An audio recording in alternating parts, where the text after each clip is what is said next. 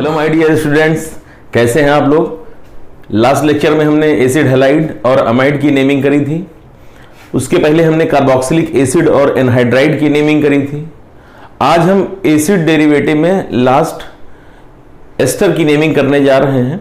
और एसिड के derivative complete होने के बाद फिर हम ethers, cyclic ether, cyanide, isocyanide, इन लोगों के बारे में हम बातचीत, अमाइंस, नाइट्रोजन कंटेनिंग कंपाउंड में, इन लोगों के बारे में हम बात नेक्स्ट टाइम अगले टर्न पे करेंगे।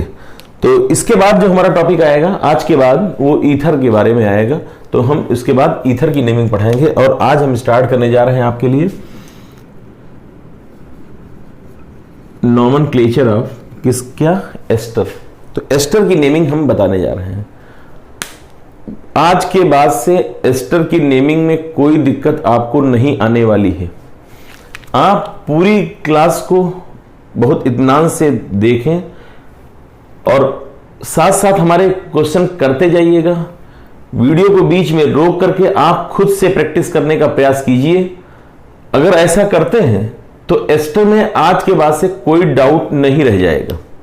ठीक, ये बिल्कुल गारंटी है कि एस्टर की नेमिंग में कोई दिक्कत अब से आपको नहीं आने वाली। तो सबसे पहले हम एस्टर ग्रुप को देखें।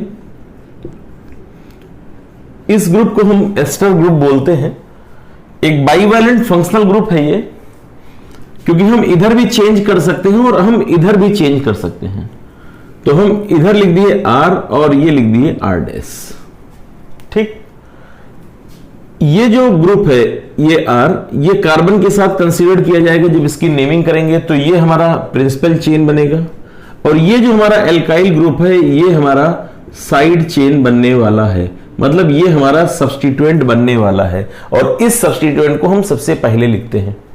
इसका मतलब अगर इसकी हम नेमिंग करें तो नेमिंग करते समय पहले हम ध्यान रखें कि एस्टर को सफिक्स में हम OH लिखते हैं। क्या लिखेंगे बेटा, इसको OH लिखते हैं। जबकि हम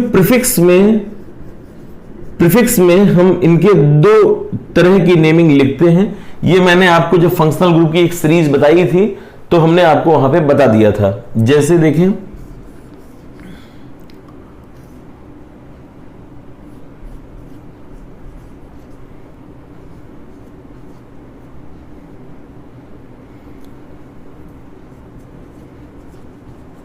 ऐसा या फिर एक ऐसा हो सकता है।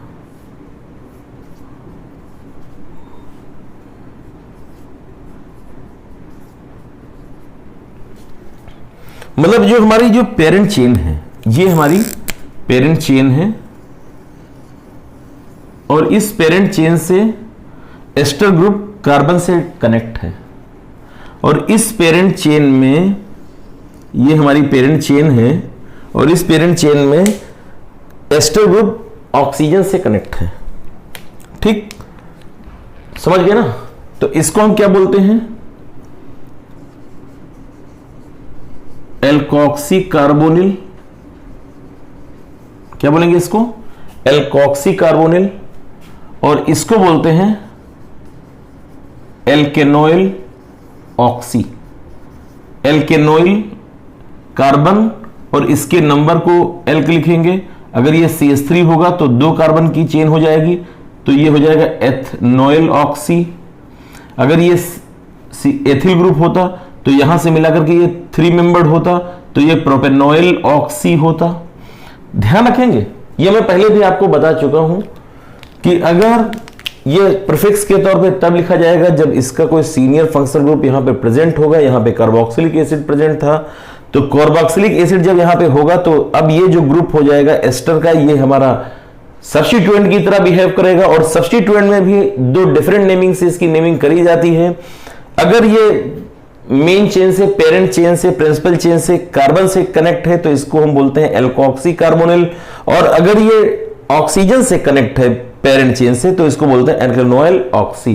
क्या बोलेंगे इसको हम, एल्केनोइल ऑक्सी। ठीक, ये आप कॉपी कर लेंगे अभी। तो जब भी हम इसकी नेमिंग देखते हैं तो इसका नाम हम पहले लिखते हैं, इसको हम पहले लिखते हैं एल्किल, और फिर इसकी नेमिंग हम बाद में करते हैं।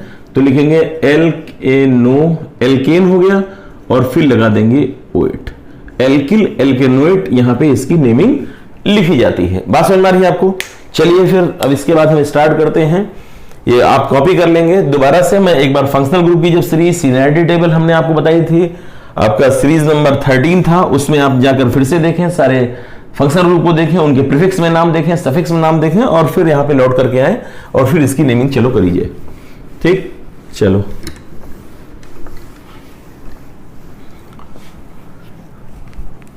स्टार्ट करते हैं।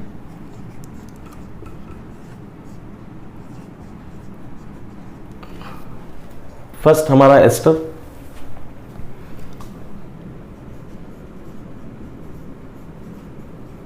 एल्किल एल्केनोइट। तो ये हमारा एल्किल ग्रुप है, इसको हम पहले लिखेंगे मेथिल, और हमारा वर्ड रूट कितने कार्बन का है 1, तो इसका नाम क्या हो जाएगा बेटा मेथिल मेथेनोएट। क्या नाम हो जाएगा इसका नाम? मेथिल मेथेनोएट। ठीक है ना? इसको हम क्या बोलेंगे बेटा? इसको बोलेंगे एथिल मेथेनोएट, मेथ एन और ओएट। समझ में आ रहा ना आपको? चलिए देखते हैं।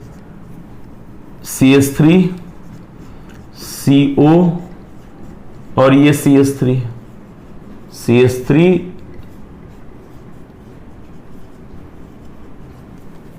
देखते जाएं कितने कार्बन का यहां पे एल्किल है 1, तो क्या लिखेंगे इसको बेटा मेथिल। वर्ड रूट कितने कार्बन का तुम्हारा बन रहा है 2 कार्बन का, तो क्या लिखेंगे यहां बेटा एथ सिंगल बॉन्ड एन और क्या ऐड करेंगे OH। This is methyl ethanoate. यहां पे एल्किल कितने कार्बन का है बेटा? बोलो 2 कार्बन का है ना, तो क्या लिखेंगे इसको हम एथिल, और वर्ड रूट कितने कार्बन का आ रहा है बेटा 2, तो इसका नाम हो जाएगा एथिल एथेनोएट। चलो और देखते हैं कुछ example. CH3 CH CH3 CH2 CO O CH3। तो एक मेथिल ये है और एक मेथिल ये है। आप एक बात को थोड़ा ध्यान रखेंगे कि इसकी वर्ड रूट तो आपको पता चल गया कितने कार्बन का है बेटा 1 2 3 4। ये 3 नंबर पे मेथिल, और इसको पहले लिखेंगे, ये जो है ये पहले लिखा जाएगा और लिखेंगे मेथिल। ठीक है ना? और फिर लिखेंगे 3 मेथिल और फिर क्या लिखेंगे? ये हाइफन नहीं लगाएंगे इसमें, इसको कनेक्ट नहीं करना है। मेथिल ये अलग है, ये हम समझ गए कि ऑक्सीजन के साथ अटैच्ड ग्रुप है मेथिल।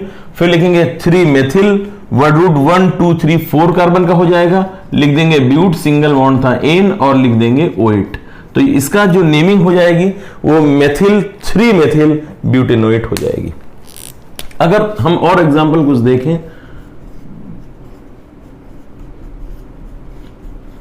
देखो सबसे पहले हमको उसी की नेमिंग लिखनी है। ये जो ग्रुप है इसको बोलेंगे एथिल। क्या है बेटा ये एथिल, तो ये एथिल हो जाएगा 1 2 3 एंड 4। वर्ड रूट हमारा 4 कार्बन का, जिसमें सब्स्टिट्यूएंट 3rd नंबर पे है। इसको हमको पहले लिखना है, समझिएगा हमारी बात को। इसको लिखेंगे एथिल 3 मेथिल, एथिल और फिर क्या लिखेंगे 3 मेथिल, रूट वर्ड 4 कार्बन का ब्यूट, सिंगल बॉन्ड था एन और क्या लिख देंगे बेटा ब्यूटेनोएट। समझ में आ रहा है? इसको कॉपी कर लें आप जल्दी से, इसको जल्दी से कॉपी करें। फिर कुछ और एग्जांपल हम दे रहे हैं। चलिए इनकी कुछ नेमिंग कर लीजिए। तो ये हमारा वर्ड रूट हो जाएगा 4 मेंबर, ठीक है ना? और ये एथिल लगा है, लेकिन एथिल के फर्स्ट कार्बन पे क्लोरीन लगा है, तो इसको सबसे पहले इसी को हम लिखते हैं। बोलो, अच्छा ये क्लोरीन ना होता तो क्या लिखते हैं इसको हम? एथिल 1 2 3 मेथिल, यही तो लिखते हैं ना। अब यहां पे क्लोरीन आ गया चूंकि, तो लिखेंगे 1 क्लोरो एथिल।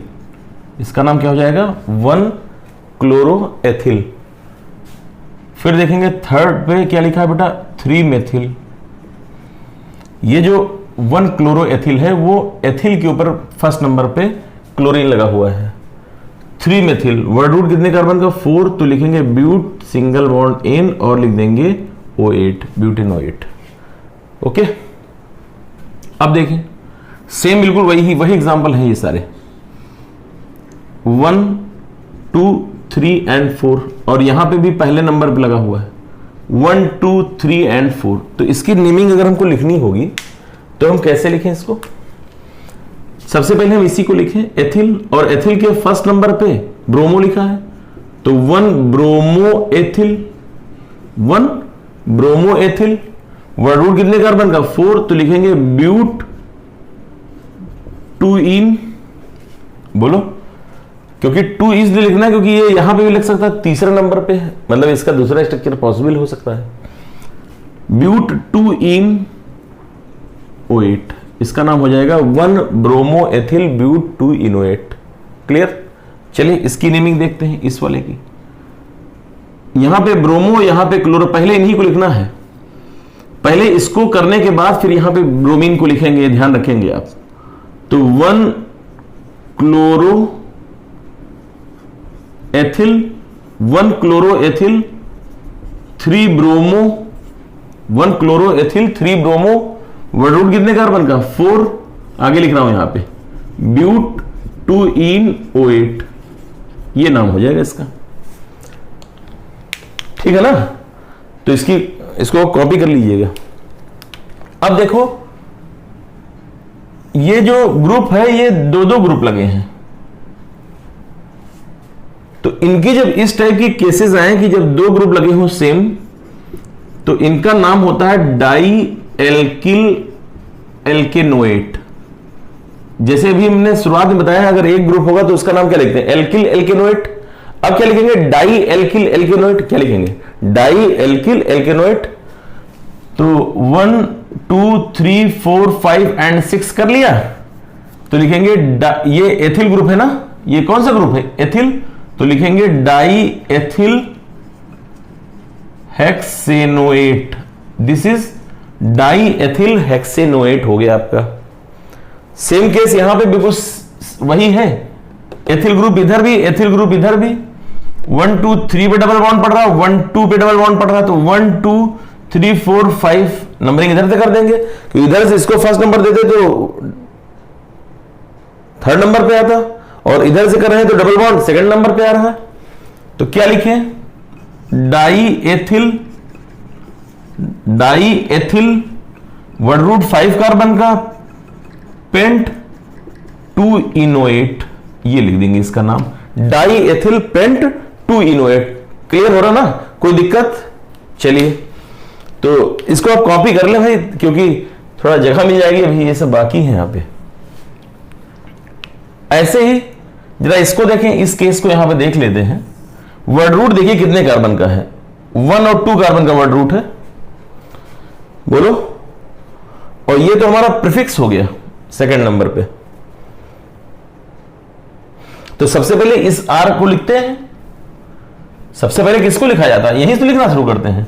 सबसे पहले इसी लिखते हैं ना, तो क्या लिखेंगे बेटा? एथिल। और जब कभी ये प्रीफिक्स बन जाए और प्रीफिक्स ऑक्सीजन से जुड़ा हो तो इसको क्या लिखते हैं? Alkanoyl oxy 1 2 ethanoyl oxy, ethyl ethanoyl oxy word root 2 carbon का, एथ सिंगल बॉन्ड इन, और ये नाम हो गया इसका ethyl ethanoyl oxy ethanoate. Ethyl ethanoyl oxy ethanoate. कोई डाउट? चलिए आगे देखते हैं। सेम वही डिटो एग्जांपल दोबारा आ गया है, बस कार्बन के नंबर बढ़ गए हैं। अब की वर्ड रूट कितने कार्बन का? 3 1 2 3। ये मेथिल लगा है तो सबसे पहले हम इसको लिखेंगे मेथिल, और ऑक्सीजन से कनेक्ट है, और 2 कार्बन का है तो क्या लिखेंगे? Methyl ethanoyl oxy, methyl ethanoyl oxy. Word root कितने कार्बन का? 3, तो क्या लिख दें? प्रो सिंगल बॉन्ड इन, और क्या लगा देंगे बेटा? OH। तो ये मेथिल एथेनोइल ऑक्सी प्रोपेनोएट हो गया हमारा। ठीक बेटा, चलिए आगे देखते हैं। इसको हटा रहा हूं, कॉपी कर लें, रोक करके इसको कॉपी कर लें, मैं हट जा रहा हूं। चलिए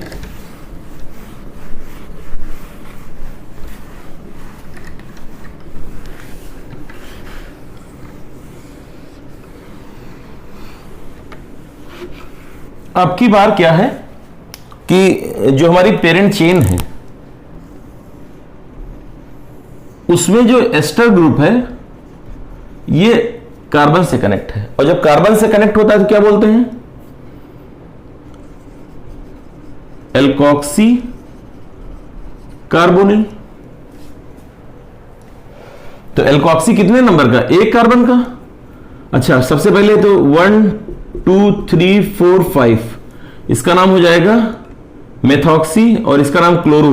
तो लिखेंगे 4 क्लोरो 3 मेथॉक्सी कार्बोनिल। इसका नाम क्या हो जाएगा बेटा? 3 मेथॉक्सी एल्कोक्सी कार्बोनिल होता है अगर पेरेंट चेन से कार्बन से एस्टर ग्रुप जुड़ा हो। मैं बता चुका हूं पहले भी। तो 4 chloro 3 methoxy carbonyl, word root कितने कार्बन का? 5। तो पेंट सिंगल बॉन्ड इन और क्या लगा देंगे बेटा? Oic acid. इतना करें और फिर और एग्जांपल कुछ। चलिए फिर से इनकी कुछ देख लेते हैं नेमी।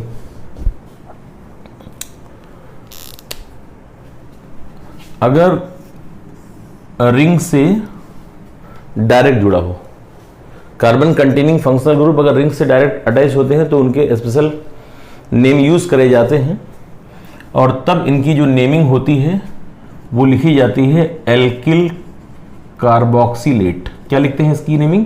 एल्किल कार्बोक्सिलेट, अगर रिंग से डायरेक्ट जुड़े हैं तो। ठीक है ना? तो इसका जो नेमिंग होगी लिखेंगे एथिल। सबसे पहले तो इन्हीं को लिखेंगे एथिल।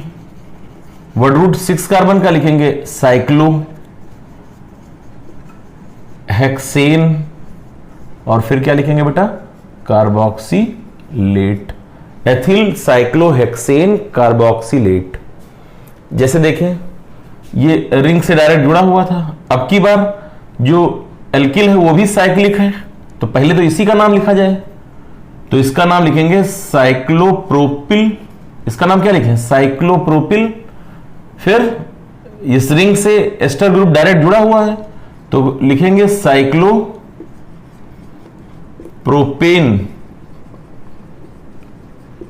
कार्बोक्सिलेट। कोई दिक्कत?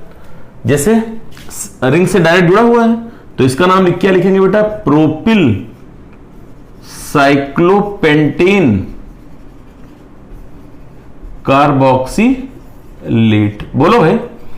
सबसे पहले एल्किल ग्रुप, फिर अगर रिंग से डायरेक्ट एस्टर ग्रुप कनेक्ट है तो उसको बोलते हैं कार्बोक्सिलेट, तो लिखेंगे प्रोपिल साइक्लोपेंटेन कार्बोक्सिलेट। बिल्कुल वही केस। एल्किल को पहले लिखे तो ये साइक्लोप्रोपिल ही तो है, वर्ड रूट 6 कार्बन का साइक्लोहेक्सेन, और क्या लिखेंगे बेटा? कार्बोक्सिलेट। तो ये भी हो गया। अब जरा देखते हैं इसको। अब की बार एल्किल ग्रुप का नाम पहले लिखेंगे, लेकिन ये ओपन चेन है, कोई दिक्कत नहीं। इसको लिखेंगे साइक्लोब्यूटिल। ये साइक्लोब्यूटिल 1 2 3 लिखेंगे प्रोप सिंगल बॉन्ड एन, और क्या लिख देंगे बेटा? साइक्लोब्यूटिल प्रोपेनोएट। साइक्लोब्यूटिल प्रोपेनोएट। बात समझ में आई? कोई दिक्कत? चलिए भाई, अब कुछ एग्जांपल और बचे हैं। अब इसमें सीनियर फंक्शनल ग्रुप तो ये हो गया, तो इसका तो नाम अगर ये न होते तो इसका नाम होता साइक्लोहेक्सेन कार्बोक्सिलिक एसिड, लेकिन ये हमारे हो गए सब्स्टिट्यूएंट, और ये दोनों एस्टर हैं। ये एस्टर कार्बन से कनेक्ट है और ये एस्टर ऑक्सीजन से कनेक्ट है, तो इसका नाम क्या होगा बेटा? इसका नाम होगा एथेनोइल ऑक्सी। एथेनोइल और ऑक्सी। और इसका नाम क्या होगा? Methoxy carbonyl. बोलो भाई, इसका नाम कार्बन जुड़ा होगा तो इसका नाम होता है एल्कोक्सी कार्बोनिल। तो हम ई पहले लिखेंगे 4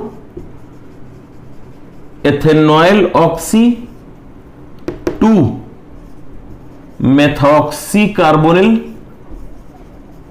methoxy carbonyl word root 6 carbon का साइक्लिक है, लिखेंगे साइक्लोहेक्सेन, और फिर क्या लिख देंगे बेटा? Carboxylic acid. तो इसका नाम हो जाएगा